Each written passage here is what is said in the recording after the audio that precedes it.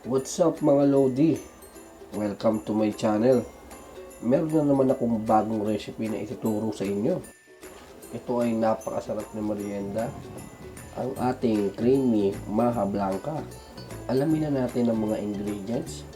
Maganda lang tayo ng gata, ng cornstarch, ng ating kernel corn,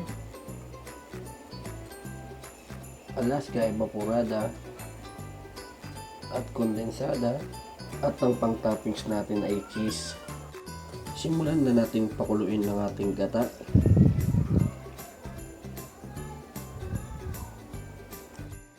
At pag kumulo na, isunod na natin ang ating corn.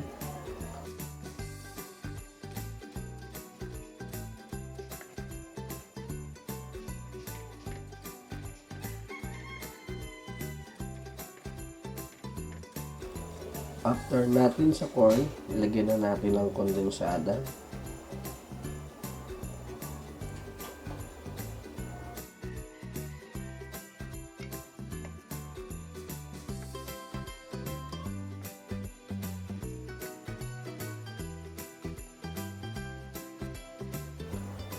Pakuluin lang natin sila.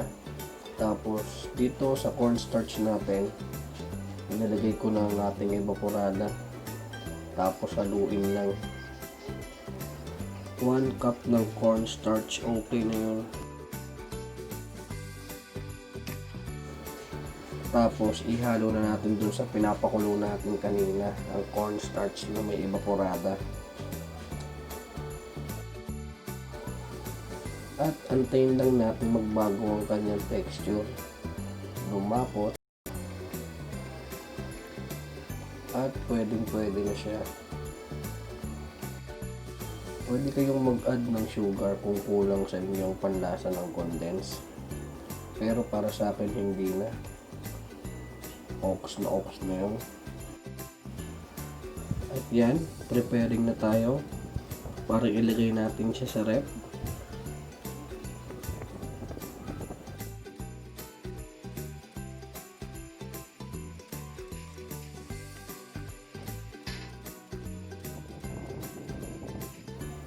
Lagyan natin ng toppings na cheese. Okay guys, dyan tayo nagtatapos. Maraming salamat sa inyo.